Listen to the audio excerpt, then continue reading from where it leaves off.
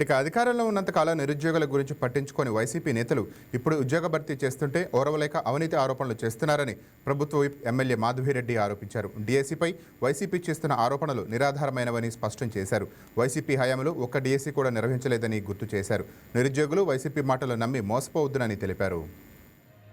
5వ సంవత్సరంలో ఈ డిఎస్సి పరీక్షలను ట్రాన్స్పరెంట్గా చేయాలనే ముఖ్య ఉద్దేశంతో దీనిలోని అనేక కీలకమైన మార్పులు చేస్తూ ఒక పటిష్టమైన వ్యవస్థను తీసుకొచ్చిన వాళ్ళు ఎవరంటే మా నాయకుడు శ్రీ నారా చంద్రబాబు నాయుడు గారు.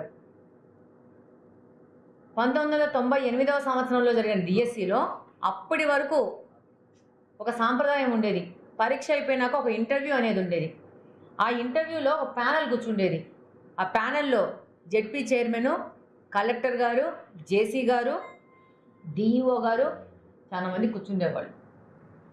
అక్కడ ఆ ఇంటర్వ్యూలో ఈ అభ్యర్థుల్ని ప్రభావితం చేసే నిర్ణయాలు జరిగేవనే అనుమానంతో మా నాయకుడు ఇంటర్వ్యూ పద్ధతిని తీసేసి ఈ యొక్క డిఎస్సి పరీక్షల్ని చాలా ట్రాన్స్పరెంట్గా నిర్వహించడం మొదలుపెట్టారు.